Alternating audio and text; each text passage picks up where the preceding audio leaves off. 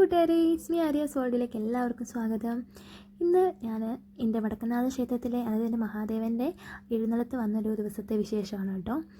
ഇതിൻ്റെ വീഡിയോ കുറേ നാളായി ഞാൻ ഫോണിൽ എത്തിയിട്ടിട്ട്, അപ്പോൾ ഇപ്പോഴാണ് അത് എഡിറ്റ് ചെയ്തൊക്കെ ചെയ്ത് വരുന്നത്.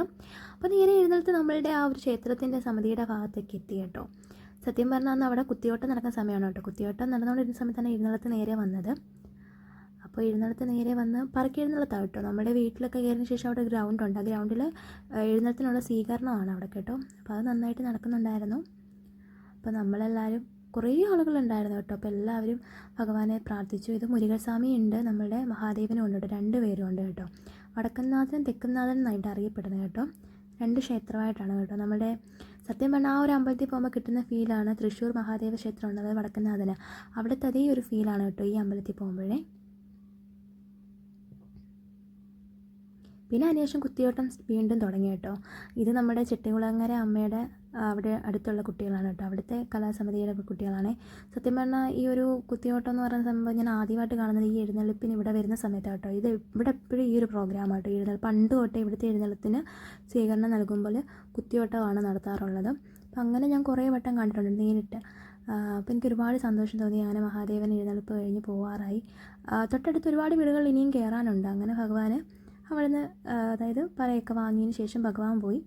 അതിനുശേഷം വീണ്ടും നമ്മുടെ ആ കുത്തിയോട്ടം തുടങ്ങിയായിരുന്നു കേട്ടോ. നല്ല രസമുണ്ട് കേട്ടോ. ഒരുപാട് കൊച്ചു കുട്ടികളും വലിയവരും ഒക്കെ ആയിട്ട് നമ്മുടെ ചെട്ടികുളങ്ങര അമ്മയുടെ തിരുസന്നിധി നടത്തുന്ന ഈ ഒരു ഇതാണ് കുത്തിയോട്ടം.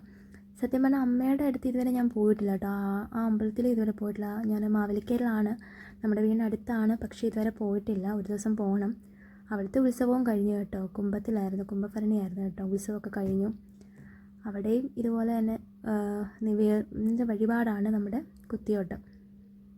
അപ്പം അങ്ങനെ നമ്മുടെ കുത്തിയോട്ടമൊക്കെ ഞങ്ങൾ കുറേ കണ്ട്. സത്യം പറഞ്ഞാൽ ജീവിതത്തിൽ ഇതൊക്കെ എല്ലാവരും ഒന്ന് നേരിട്ട് കാണണം, അതാണ് വേണ്ടത് അല്ലേ.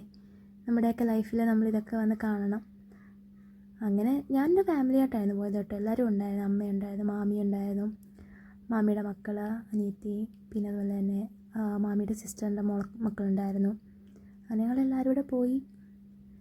കസേരയൊക്കെ ഉണ്ടായിരുന്നു കേട്ടോ. ഒരുപാട് പേരുണ്ട്. കുറേ പേരൊക്കെ നിന്ന് കണ്ടവരുണ്ട്, കസേരയിൽ ഇരുന്ന് കണ്ടവരുണ്ട്. കാരണം ഞങ്ങൾ കുറേ നേരം ഇരുന്നു. പിന്നെ എനിക്ക് വീഡിയോസൊക്കെ എടുക്കുന്നതുകൊണ്ട് ഞാൻ പിന്നെ ഒരു സൈഡിലോട്ട് വന്ന് എനിക്ക് ഇരുന്നു കേട്ടോ. പിന്നെ അങ്ങനെ കുറേ നേരമൊക്കെ അത് കണ്ടുകൊണ്ടിരുന്നു.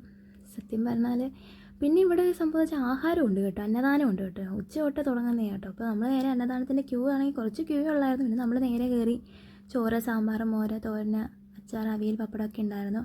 പിന്നെ എനിക്ക് ഒത്തിരി ഇഷ്ടപ്പെട്ട നമ്മുടെ പ്രഥമനായിരുന്നു കേട്ടോ. നല്ല ചൂട് പ്രഥമനായിരുന്നു കേട്ടോ. അപ്പോൾ അതും ഒരു ഗ്ലാസ് വാങ്ങി ഞാനങ്ങ് കഴിച്ചു കേട്ടോ. എനിക്ക് ഒത്തിരി ഇഷ്ടപ്പെട്ടു. അങ്ങനെ അത് കഴിച്ച് കഴിഞ്ഞിട്ട് നല്ല ടേസ്റ്റ് ഉണ്ടായിരുന്നു കേട്ടോ.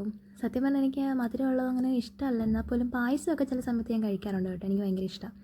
പിന്നെ അന്വേഷിച്ച് ഇതാണ് കേട്ടോ ഞാൻ പറഞ്ഞ ആദിത്യ, നമ്മുടെ മാമിയുടെ സിസ്റ്ററിൻ്റെ മോളാണ്. അമ്മ, മാമി എല്ലാവരും ഉണ്ടായിരുന്നു. അപ്പോൾ പിന്നെ ഇത് അരവിന്ദും ആദിത്യയാണ്, ഒരു ചേട്ടനും അനിയത്തി കേട്ടോ. അപ്പോൾ അങ്ങനെ അത് കണ്ട് തൊഴുത് പ്രാർത്ഥിച്ചു. പിന്നെയും കുട്ടികളുടെ ആ ഒരു അതായത് കുത്തിയോട്ടം അവിടെ നടക്കുന്നുണ്ടായിരുന്നു കേട്ടോ. എഴുന്നള്ളത്ത് പോയി കഴിഞ്ഞിട്ട് ഇതുണ്ടായിരുന്നു. ഏകദേശം ഒരു 11 മണിയോളം ഉണ്ടായിരുന്നെന്ന് തോന്നുന്നു. അങ്ങനെ അതവിടെ നടന്നുകൊണ്ടേ ഇരിക്കുകയാണ്. സത്യം ഇതിന് ശേഷം കുട്ടികൾ, അതായത് കുഞ്ഞു കുട്ടികൾ കളിക്കുന്ന കാണുമ്പോൾ നമുക്ക് സങ്കടം തോന്നും. അത് മണലാട്ടോ, മണലിനകത്താണ്. പിന്നെ അന്വേഷിച്ചാൽ ഞാൻ പറഞ്ഞില്ലേ, ഭഗവാൻ വന്ന സമയത്ത് അവിടെ ഇരുന്നപ്പോൾ ഞാനെടുത്തൊരു ക്ലിക്കാട്ടോ ഇത്. പക്ഷേ ഞാൻ അന്നേരം പോസ്റ്റ് ചെയ്തില്ല. ഇത് അതിനകത്ത് ഞാൻ ഇടാൻ പറ്റില്ല. പിന്നെ ഇവിടെ എത്തിയപ്പോഴാണ് ഇതിട്ടത്. പിന്നെ അതിനുശേഷം നമ്മൾ നേരെ അതായത് വരുന്ന വഴിക്ക് നല്ല അടിപൊളി ചെടികൾ കണ്ടു കേട്ടോ. നല്ല രസമല്ലേ കാണാം. അപ്പോൾ ഞാൻ വെറുതെ ഒരു വീഡിയോ എടുത്തോട്ടെ. എനിക്ക് ഇഷ്ടപ്പെട്ടു വൈറ്റ് പൂവ്.